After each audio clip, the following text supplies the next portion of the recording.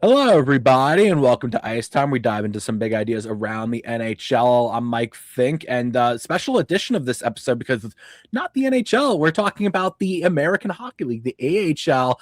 The Calder Cup final is around the corner, and it starts this Friday. And I'm joined by Andrew Rinaldi from On Tap Sportsnet, if I pronounced that correctly and got that correctly. Covers the Chicago Wolves, so I brought in someone who knows a lot about a team that I probably don't know as much about. Andrew, how you doing? Doing great. I can't say I thought I'd be in this position a couple months ago, but I'm happily surprised and I'm happy to be here talking with you.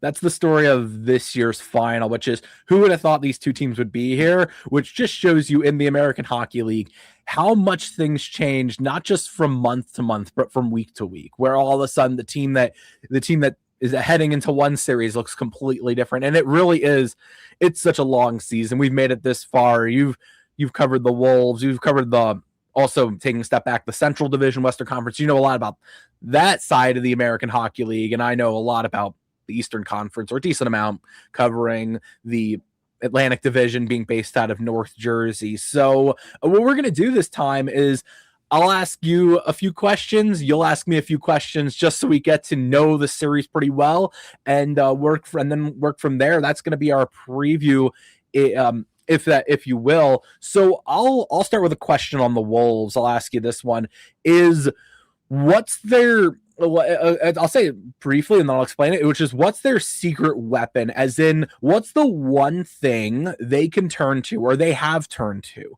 that nobody has an answer for? That's a loaded question because I feel like over the course of this run, it's been there's been stretches where the power plays had to carry them. There's been stretches where they've had to lock it down defensively, and that's kind of been their bread and butter. There's been stretches where Caden Primo had to come out and be an all-star for them to snag a few games, and then in the Colorado series, he gets hurt, and Amir Miftakov has to come in and play the folk hero and just spectacular goaltending for them to steal two games on the road and head to the Calder Cup finals. So it's so hard to just nail down one singular thing. At the end of the day, it really is it boils down to just how resilient this team is, how they can take a punch from some of the biggest heavyweights out there in the Western Conference. You had Grand Rapids that won 29 of their first 31 games and looked like they were going to run away with the whole league. You have Colorado is just a veteran-laden lineup, top to bottom, running at them, giving them their best shots, and they weather the storm, and then they pounce on you when you make a mistake. So I know it's kind of a bit of a loaded answer, but it's hard to just say one thing to kind of explain what gets them here. But I mean, I'll say Bradley Nadeau. He was the guy in at the second half of that Colorado series who just took a couple of games over, and you see why Carolina is just absolutely in love with this kid. And I think he's got a bright future ahead of him there in Raleigh. I was thinking if you didn't give an answer, I was going to say from a distance, it looks like it's that Bradley Nadeau, Ryan Suzuki, Justin Robidas. I know they haven't played on the same line all the time, but it's that trio that when they put those three together and it's we need a goal, we need a big play. When they need a big play, Bradley Nadeau is the big playmaker on the wing, and just all the skill he's showing off. It's hard to ignore. It's hard to ignore what he could do at the NHL level, what he might do eventually. I know the Hurricanes don't really need wingers right now. They don't really need forwards. They're in the Stanley Cup final, in their own right. But he's at the way he's playing. He's going to be on the NHL team next year. It feels like it's a matter of time. It's interesting you mentioned Caden Primo's injury, and I want to quickly follow up on this, which is that one of the questions heading into the series, almost like a side note, is Caden Primo healthy? Is Felix Ungersorum, who was very good in the playoffs and has been very impressive this season as well? What do we know about at this time of year? Everyone's hurt. It feels like everyone's running on fumes to the end, just trying to kind of pushing it, dragging to the finish line. But those two players missed the final at least the final 2 games, and for Sorum it was the final 5 games, I believe, of the Western Conference Final. So just before you ask me something, a quick follow up on what's and do you know what's going on with them, or any about as good an update as we can get, maybe? Yeah, I would love to know, because it seems to be the question on everyone's mind there in Chicago. I mean, starting goaltender, leading scorer in the regular season. They're very tight-lipped and on what's ailing them, how long, how bad, where it is on their body. It's getting injury information out is like pulling teeth in the American League. I've learned over my course of covering a couple of teams here. So we're hoping for the best, and we'll see if maybe game 1 there will be a bit of a change in the lineup there. But unfortunately, I don't have that information. They changed the locks on me. No, yeah, it's more of you wouldn't probably know if they were shut down, where it's like you see one of them in a walking boot or something. If you know what kind of injury, you saw the injury happen, you're like, all right, no, that could be out for a while, versus someone that's like, all right, they're gonna play through that. And yeah, this time of year, because players will play through pretty much anything, so they have time to recover. It'll be interesting to see what happens there. So yeah, I am curious to see, because that really does make the difference in the series. I don't know about goaltending, but certainly if you're missing a player like Unger Sorum in your who's really been driving play a lot of times with the Wolves, whether sometimes on his own line, to miss him, that's going to make a huge difference in the series. I'll let you ask a question, but before we do that, actually, mind if I'll try to pay some bills. I already will talk about the Stanley Cup final, even though we're talking about the Calder Cup final, but it all comes down to this: a best of 7 battle, and DraftKings has you covered every step of the way. The DraftKings Sports app is now available in all 50 states. It includes all markets. Sweat every shift of the series all in one place and with one app. New DraftKings customers sign up with code THPN, spend $5 to get 200 in rewards within 21 days. That's code THPN in partnership with DraftKings. The crown is yours. Bet with DK Sportsbook. Gambling problem? Call 1-800-GAMBLER, 1-800-MY-RESET. New York, call 877-HOPE-NY or text HOPE-NY. Connecticut, call 888-789-777 or visit ccp.org. Or on behalf of Boot Hill Casino in Kansas, bet tax pass-through may apply in Illinois, 21 plus, void in Ontario. Event contract trading and with DraftKings predictions involves risk of loss. Sportsbook bonus bets expire within 7 days. $50 in predictions, dollars issued weekly for 3 weeks, expires in 1 year. Redeem one non-withdrawal reward. Availability varies. Ends June 28th. Terms at dkng.co/audio. All right. What's on your mind? What's the question you got for me? Well, the first thing when I look at the Marlies lineup is, I mean, you just kind of look at who the names at the top of their point production, and it's a lot of guys I've seen over the years that have been at the top of the league. You're talking Logan Shaw, Alex Nylander, Vinny Lettieri. How has this team ended up as a 4 seed in that North Division there? Because this feels like they kind of were under their weight class a little bit here. It speaks to how good the North Division has been this season. It's interesting because a lot of people are saying, yeah, they were the 4 seed, and then it's like, oh, the 4 seed. No one saw them make a run. They were a better team than the 4 seed. I think a lot of people actually said that the Rochester Americans, the Amerks, were a team that they finished 5th. That actually could have gone on a run. They're another team that people were saying if they just get in, and for them, their famous story is that they got in on the last day of the regular season. Funny enough, they need an overtime loss. They just needed the game to go to overtime, and they held on to the puck in the final minute, and they all just celebrated, went crazy on the bench. But I digress. But with the Marlies, that division was great all season. It's almost the opposite of the Central Division, where the Grand Rapids Griffins built such a comfortable lead that it felt like everyone else was jumbled together and clustered together, trying to get that 2 seed, the 3 seed. And once those teams started to separate themselves in the Central, it felt like, okay, those are the teams that are the top teams. With the Marlies, it was the Laval Rocket were great all season. The Crunch were great all season. Cleveland struggled also early on, but then they figured it out. They looked like a team that I thought was going to be the best team in the North Division by the end of the day, where they would have beaten the Marlies and they would have been in this situation. But the Marlies, they were a good team. But yeah, you put them in that division. Their interesting thing also is that they throughout the season have battled, whether it's injuries or because the Maple Leafs had not nobody left, but they had injuries. They had their season just go terribly wrong. They were calling up players as well and calling up all their prospects. A lot of their, Easton Cowan, for example, he's the player, he's the prospect that everyone's looking at now. Wasn't really on the Marlies this season. It was more on the Maple Leafs. And at one point, the goaltending for the Maple Leafs was depleted, so they had to call up both Hildeby and Artur Akhtiamov. So you're playing with ECHL level goaltending. You're not going to win a lot of games. So that's like a few of the things there. I also really think the other answer to the question why they finished fourth is that it took a while for everything to come together, and now you're seeing everything fall into place where. Obviously, the veterans, they're playing at another level. They're kicking things into another gear. You look at their prospects that have joined the team. You look at, Easton Cowan is one where it's like he's now part of the everyday lineup, and he's just making a lot of big plays on that. I guess you'd call it the second line there, even though they really kind of run a few even lines.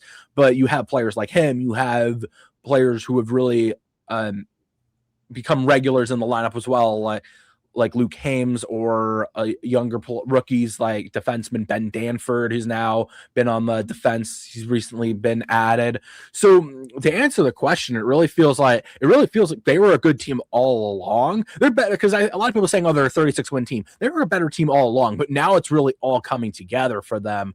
Where you could even by the time they played the Penguins, even though the Penguins were one of the best teams in the league, it felt like, okay, they're going to give them a tight series because they've really figured everything out.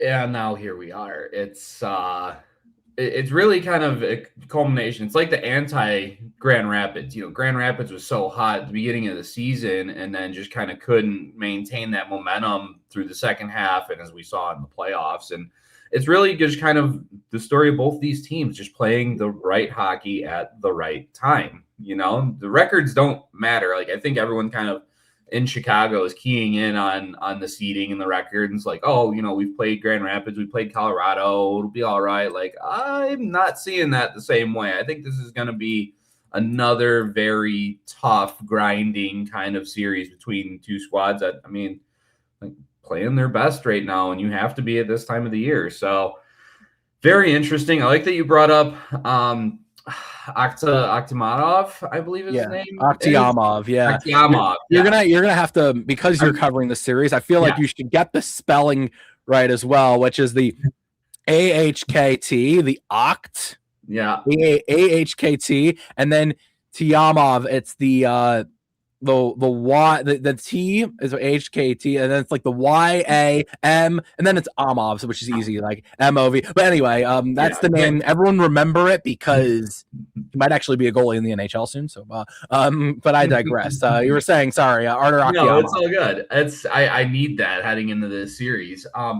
Interesting little wrinkle is that both him and the presumptive goaltender for the Wolves, Amir Miktakov, both from Kazan in Russia, both went through the goaltending school there, played in the program with both the MHL, the VHL, the KHL together.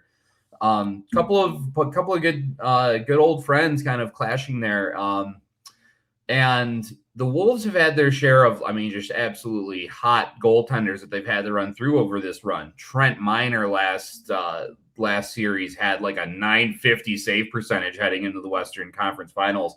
Michael Postava was one of the hottest goaltenders on earth in Grand Rapids. Unseating a presumptive first-round pick and starter in Sebastian Kosa completely away from him. And Remy Poirier is absolutely nothing to sniff at either in Texas. So now here comes the next challenge. Here comes the next kid. What's kind of the scouting report, the strengths of him to kind of, I know Hildeby was kind of the man there for a while, but doesn't seem that way heading into this final. I think there's one thing when watching him play, it's his glove that just stands out. Like, I'm not a goalie expert, but even from a casual fan perspective, you watch him play and He's got a great glove, which is like the irony or the joke that people say is, oh, is he played baseball as a kid? And I don't know if in goalie training academy in Russia they had much baseball, but he makes a lot of those glove saves, which in this league particularly, a lot of goalies will make that initial save, but then there's a loose puck near the net. There's a loose puck in the crease, and those are obviously prime second chance opportunities in the playoffs. A lot of the goals come with those net front, greasy, dirty area goals where you have those finishers that get into the goalie's area, and he doesn't allow those chances. With the glove he has, he doesn't allow those chances. So that's really what stands out about his play.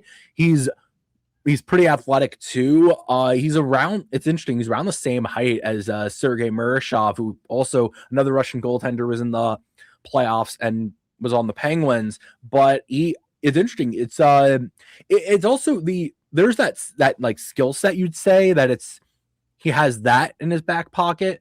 I think the other interesting part of his game is that it's more of he has this calm collectiveness about him, which is if he needs to make that big save where he turns on a switch where he's playing with this intensity in the playoffs, but when he needs to make a big save, when he needs to make that big play in overtime, he does. And it's one of the reasons why I think when they played the Penguins, they had 2 games that went into overtime, and he was on the winning end. He made those big saves when needed. I think that's that's the scouting report, I think, for him, which is he has that good glove. He's going to make those saves. I think maybe the way you could beat him, and I think it's the way that the Wolves are going to beat him, is they'll beat him on the rush. They'll beat him on the rush. I think they'll beat him with some quick chances. And the other thing, which I think you could apply to any AHL goalie, is you have NHL caliber scorers. You have that NHL caliber shot in your lineup. That's going to beat him, which is a player like Bradley Nadeau, who can pick his target, thread the needle, and score off of him. Those players are going to beat him. They're going to beat anyone, but and that's why they usually don't stay in the AHL too long. They usually make it to the NHL. So that's, I think, what you might see. That's the chess match there, which is that the Wolves will find those opportunities and try to make the most of them. And the question is whether Akhtiamov can make those saves and still with his glove. We mentioned Akhtiamov. That actually leads into the question I have, because he's not really a prospect. For goalies, I kind of extend the window for prospects on them, which is because they take so long to develop. A lot of people say your entry-level contract is kind of your prospect window. For goalies, I like to expand it. I consider him a prospect. He's 24. He's still a young, developing goalie. He might be in Toronto in the future, maybe not next year, but he's definitely one of those players that put himself on the map there. I look at the Wolves, and obviously we know about Bradley Nadeau. We know about Ungerstorm. We know about the top, I guess, 2 prospects on their team. Who are the underrated, overlooked prospects there that, to add to a wrinkle to this, we can see in the final make huge difference in this series? Ivan Ryabkin. I haven't stopped talking about this kid since the Colorado series, and I mean, in Game 7, he scores the game-winning goal. He's physical in front of Miftakov. He's using his body to separate the puck, and for a 19-year-old to be so physically active in a man's league like this, it's super impressive. And he kind of had a bit of an odd development track this year. He made the team early in the season, played about 30 games, and then was reassigned to Charlottetown in the QMJ. You could tell that the skill was there, but it's tough to develop when you're sitting there on the 4th line. You have a couple of tough guys like Yannick Turcotte on your wing. They're not really looking to help set you up. They're looking to go smash some bodies out in front of the net. So they sent him back to junior, had a bit of help in the coaching department there, and came back in the playoffs, and has just been such a different player and a different sort of animal. And he's again, it's hard to imagine that this guy's just 19 years old again, but there's so much attention paid to that top line, right, that it often kind of gets overlooked. But he was absolutely the X factor for the Wolves. I think maybe their best player in that Game 7 to clinch this Western Conference. And He's mean. He's going to get in your face. I know Toronto's got some guys that love to mix it up, and Rabkin's going to be right there in the middle of that too. So, but he can put the puck in the net. He can put you down on the ice. He's kind of got a mixed tool bag to just take over games really. And if he brings it, it's going to be real hard for Toronto to try and contain what he brings. It's interesting. You mentioned the Marlies. Yeah, they're going to play that physical way, and he can match up against them. And the other interesting part is he's a center who's really good on the defensive end, basically. The irony is it feels like he's their version of Jordan Staal, right? Very similar, yeah. which is you need and you really need those for in the playoffs in general, where a lot of times the other team's going to try to take out your top line, do what they can, whether it's line matching or putting their best defensive pair against their top line. Your third line, it has to score. Your third line has to have those opportunities and make the most of them. And for him to have that, yeah, it's really he's really going to make that much of a difference. And he's really putting himself, I don't know if he's putting himself ahead of schedule, but really he's on schedule to be one of those players that you could project maybe down the road if Jordan Staal is getting older, like they need a third line center of the Hurricanes that he could be that type of guy. It's interesting that the Hurricanes are in the final. I'll just have to mention the quick fact that if the Hurricanes win the Cup and the Wolves win the Calder Cup, they'll be the first franchise to win both in the same year since 1995, with the New Jersey Devils won the Stanley Cup and the Albany River Rats, their affiliate, won the Calder Cup. A little ironic that a Lamoriello team won a Calder Cup, but I digress. But yeah, you had to mention that, get that little nugget out there, because we could get it this year. We almost got it last year, actually, with the Charlotte Checkers went to 6 games in the Calder Cup final, almost won, and the Florida Panthers, their affiliate, won the Stanley Cup. So it's interesting. We almost got it last year, and we could get it this year. Any questions for the Marlies side? Yeah, I kind of similar question worded a little differently, but same vibe. I mean, yeah, you get the attention towards some of those big guys like, Logan Shaw and Vinny Lettieri and all that. Who's kind of the underrated X factor for the Marlies who can kind of come in and take over a game similar to kind of how Ryabkin did against Colorado? Yeah, overlooked in general, I'd say. Well, actually, it applies for both because he's kind of a prospect as well. I'd say overlooked and really could be an X factor is William Villeneuve, who I think many know of him as because Xavier Villeneuve is coming up in this upcoming draft. A lot of people have their attention on him, but William Villeneuve has really turned himself into, I think he's 23 years old. He's turned himself into a complete defenseman. And I don't know what his future with the Maple Leafs would be, because he's a good two-way defenseman. He's built up that physicality. He's built up that defensive part of his game, which has been a criticism since he got drafted. He was a smaller defenseman, so he's had to put on weight. He's had to add that physical aspect to his game. But watching him last series, you could tell he's a complete defenseman, and he's the kind of player that really he answers a lot of questions. As in, when teams try to throw in the AHL, teams try to throw a lot of obstacles at another team, he's the answer to that. Where the Penguins, for example, they tried to forecheck, they tried to pressure the Marlies into mistakes where they get the puck in deep, try to get a turnover in their zone and create a quick scoring chance. Villeneuve's a puck handler that just saves them a lot of headaches, where he can either quickly pass the puck out, handle it out of the zone. He's not going to score at the point, but he's going to make those passes to get those open looks. So he's really he's the X factor, and he's on his second contract. So he's not, again, like, is he really a prospect? Not really, but it's interesting because he's the X factor in the sense that if he has a great series, I don't know, the Wolves are going to try to get pressure, and they won't have. It'll be hard for them to have a second answer for that and find that plan. And maybe that's the interesting part, is do they have their version of that on their defense, which is an interesting conversation onto itself. But I think with Villeneuve, it's that's the big player that it comes to mind. There are a few others that I'm like, okay, underrated players that to keep in mind, because their top line consists of Logan Shaw, Vinny Lettieri. Those are like the two that everyone knows about, and they've been excellent in the series. Easton Cowan, everyone knows about as the top prospect. There, you have a player maybe like Benoit Olivier-Giroux, who's an underrated center, who's been really a key veteran for their run. But I'd say if there's one player that could really be the difference in this series for the Marlies and really make a difference, it is Villeneuve.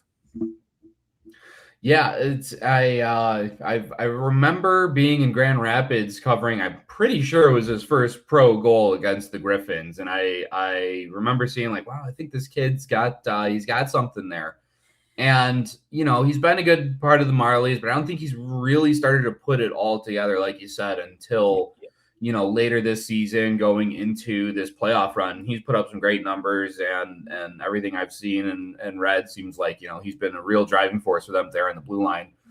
And I mean, on Chicago's side, they got Dominic Fensore, who skates so smoothly from the blue line there. I've really loved Juuso Välimäki, and obviously he's had a lot of experience up there in the NHL.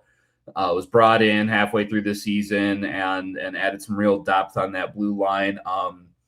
But I've really enjoyed watching Charles Alexis Legault on the back line. He's such a big body. He can move with the puck too. And again, in this time of the year, you need those physical blue liners to wear them down. And he knows how to wear them down. So it's I mean, yeah, I feel like it's been such a driving force for them all season, all playoffs. I mean, Spiros Anastas coming into the season as the assistant coach was the guy. He was the defensive guy. Those were his boys. They called him the unit, the 6 guys on defense. Some 7 in this postseason with Unger Sorum going down. They've had to go 11-7 there against Colorado. So it's a big point of emphasis for Chicago, and their attack. You got those speedy guys like Nadeau and Robidas attacking on the wings. It all starts in the blue line, and Fensore, Välimäki, Nyström. If they're able to get some space and get the puck up to these guys, it's going to be a handful for Toronto to handle.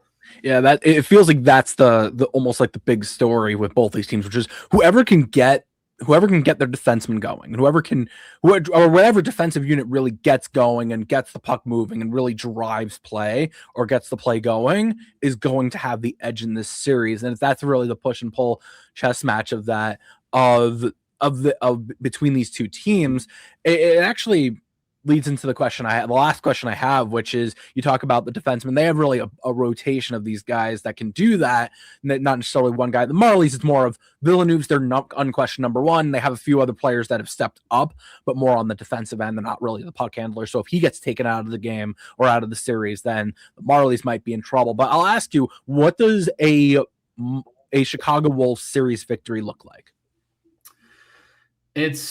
It's not going to be pretty. I'm already gonna say that now. I covered the 22 Calder Cup team that just felt like it steamrolled the entire league on its way, through the season and into the playoffs. And it was like Thanos. They were just inevitable, And with this team, they're not gonna, put you in a chokehold like them, but it's gonna be death by 1,000 cuts, And you might think you have them. You got like a 2-0 lead, and it's like, all right, here we go. And then they just chip away. Here's 1. Okay, here's 2. Here's 3. There's no panic in them. And I think what's funny about that is that during Game 6 in Colorado, I literally was saying to people, I was in Wilkes-Barre. I said that telling Marlies players, like, prepare to fly to Colorado. They're up 2-0, and it's the third period or second period. And I was like, it feels like the series is over, and then they battle back and won. But yeah, to your point, they don't really. Yeah. There's and I think it's ultimately, it's kind of a bit of a cliche, but it wouldn't be a cliche if it wasn't true. It's going to come down to the special teams. It's going to come down. I mean, their penalty kill led by Skylar Brindamore, because of course it's a Brindamore in the faceoff dot. And Josiah Slavin, because of course it's a Slavin in a defensive zone. There's a bit of a theme here with this organization.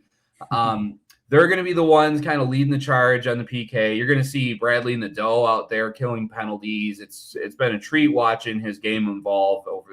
He's got such a different bag. He's not just the scorer, he's a complete hockey player. And if he was on 28 other NHL organizations, he would be in the NHL. But you're gonna and the power play is gonna have to be clicking.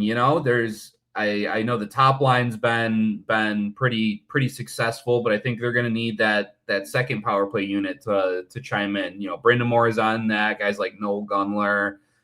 We're probably gonna see Ryabkin around in that if that's what they're gonna be going with. So win the special teams battles, and if Unger Sorum comes back, that's going to give them some more depth to lean into, and that's ifs, whens, and buts, and all that. So they got the team in front of them clearly to make it happen with or without him, and they've got the belief, they're playing well. It's like I said, it's not going to be a short 5-game series, I don't think, but it's going to be a battle. It's going to be a couple bounces. It's going to be some puck battles won. And, I think this is going 6 or 7, honestly.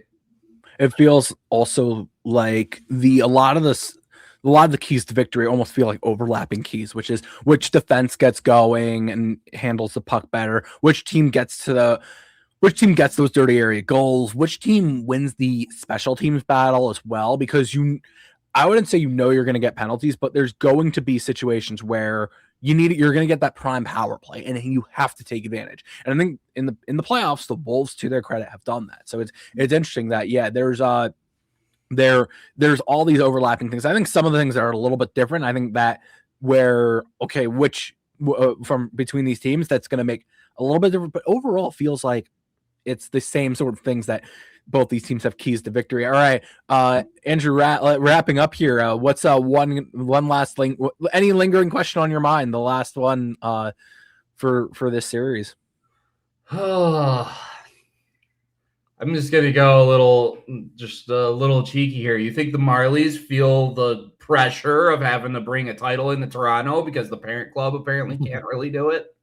Well, I mean, they did it. The thing is, they did it in 2018. It's weird, right?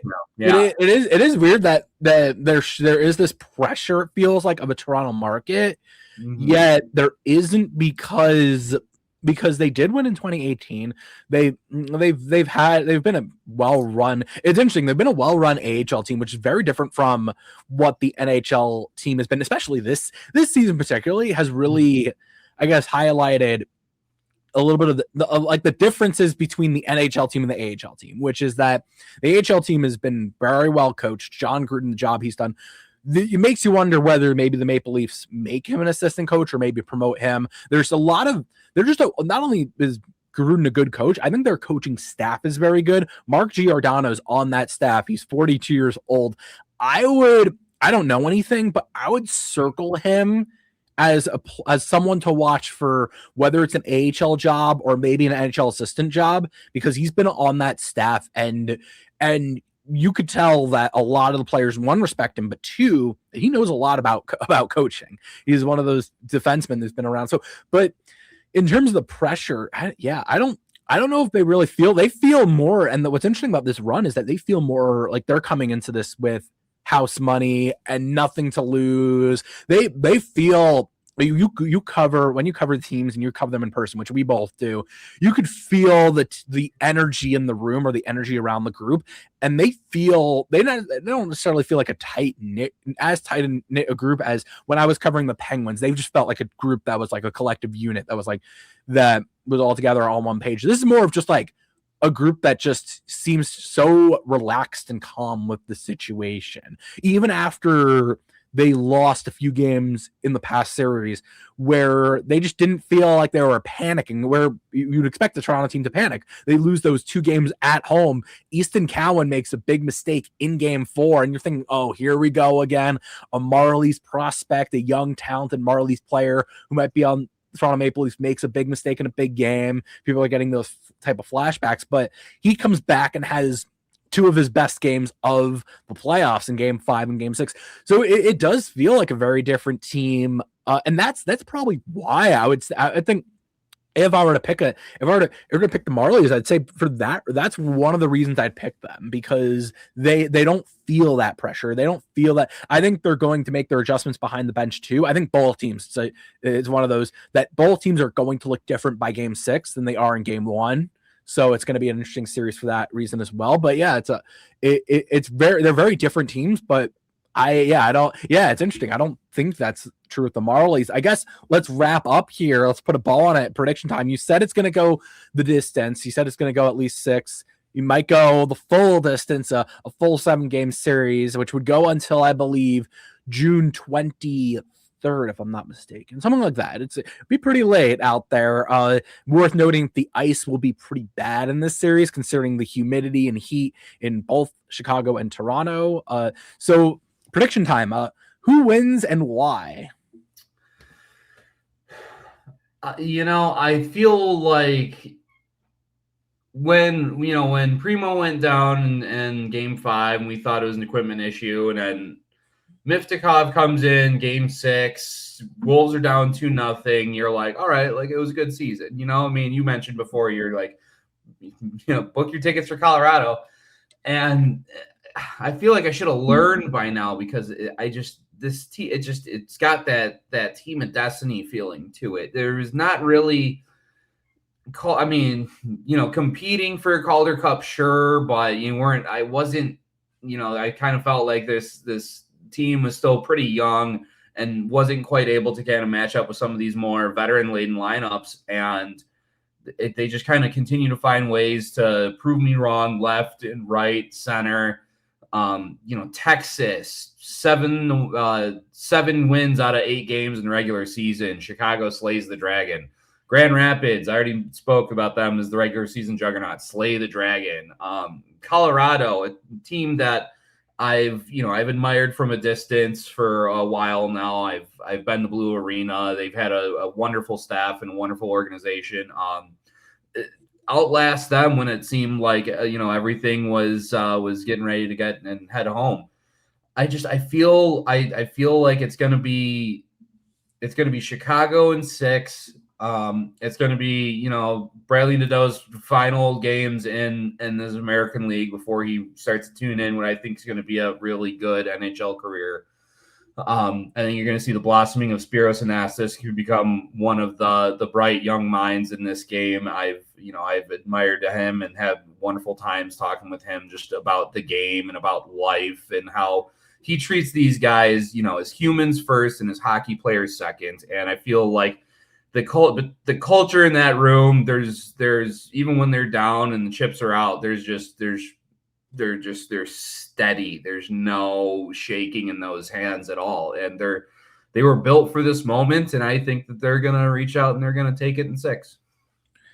I was thinking that you kind of went through all the things there. I'm trying to talk myself into both sides. I think you could talk yourself into a victory for either side. And you mentioned Anastas being a young up and coming coach. He's 40 years old. He's going to be one of these coaches, and you're going to hear about him not just in the AHL but in the NHL for years. Like he's going to be an assistant at some point, probably in the NHL, and then he's going to be another name to keep in mind. In the AHL, there's plenty of those names. He reminds me a lot of another guy who did the same exact thing named Ryan Warsofsky, and I think he's got a pretty big career ahead of him too. Yeah, there's a lot in this league where you have those young up and coming names. I think it's interesting. You look at Chris Knobloch from a few years back, that he was one of those guys, and you could even go back further with Jared Bednar, John Cooper, that when they won Calder Cups and they were the up and coming coaches, and then all of a sudden they're coaching teams. They're still coaching those same teams to this day. My prediction, I think there is a path to a Marlies victory. I think you can look at the series if Artur Akhtiamov, who's the edge and net, keeps playing it the way he is. I don't know if the Wolves have the answer there. I think another interesting part is the Wolves have faced elite goaltending. He's probably the one, aside from Postava, who's a young prospect who's just rounding out his game at the right time, it feels like. So I think you could talk yourself into that series where the Marlies, they make it a physical series, which I think it's going to be in general a physical series, but Villeneuve keeps playing the way he does.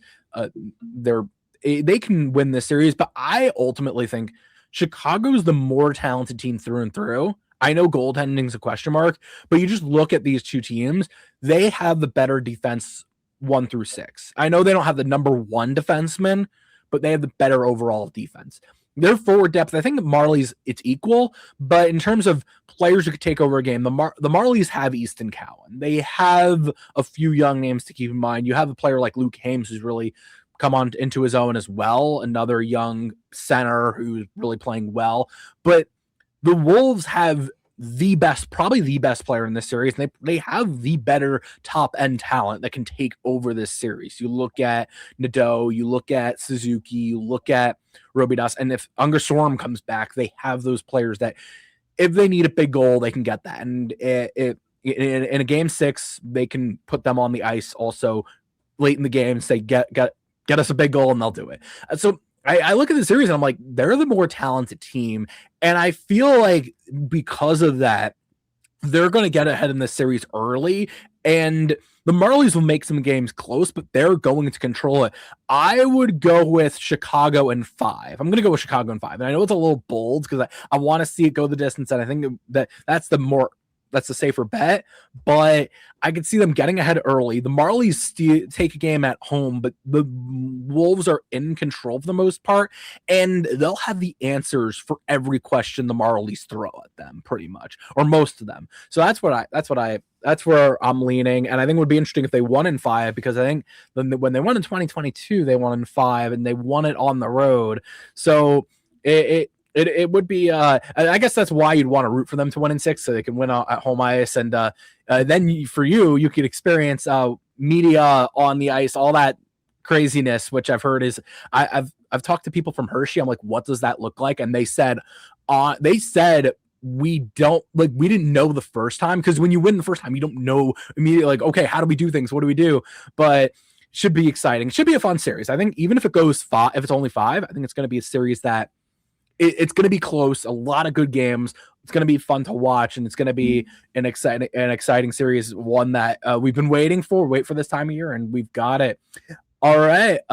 That's all we got. Really appreciate you taking the time out of your busy day for this to dive into the Calder Cup final. Really, I think we've covered pretty much every corner of this matchup. But so, Andrew, really appreciate you hopping on. And if you have any plugs, anything you're working on, anything you're working on this time of year, assuming you're working on some stuff. So any plugs, the floor is yours. Yeah, absolutely. My friend Tom Ray and I on the Storm Tracker podcast are going to have an interview with Bradley Nadeau that we're recording later this evening. So you guys should look out for that. Tune in. It's going to be a great time. Yeah, I'm very active on. I know it's called X. I'm still calling it Twitter. I'm never going to stop that.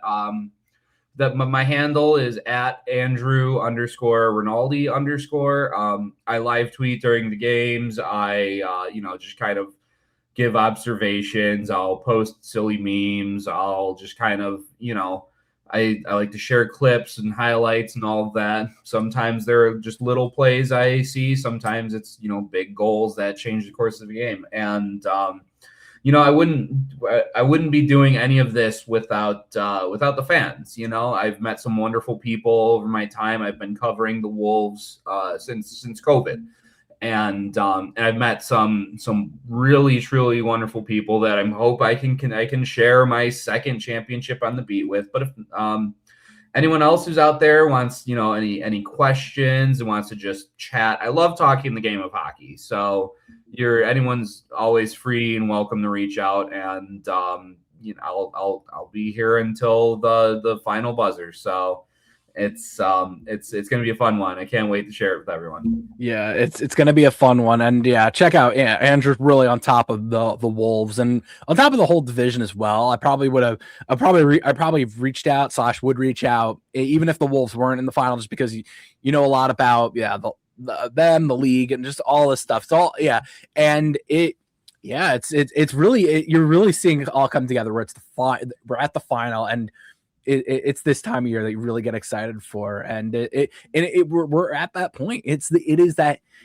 I know it's summer. A lot of people have already gone to the lakes or wherever they've gone, the beaches. I don't know, their summer homes, but we're just powering through. We're at the end, but it's that exciting time of year, and it's going to be a great final. I really think so. So it should be fun to watch. So if anyone's watching this, you should be watching watching the AHL. The Stanley Cup final will probably be over by then. So Calder Cup final in full motion. It's going to be a great series, I think.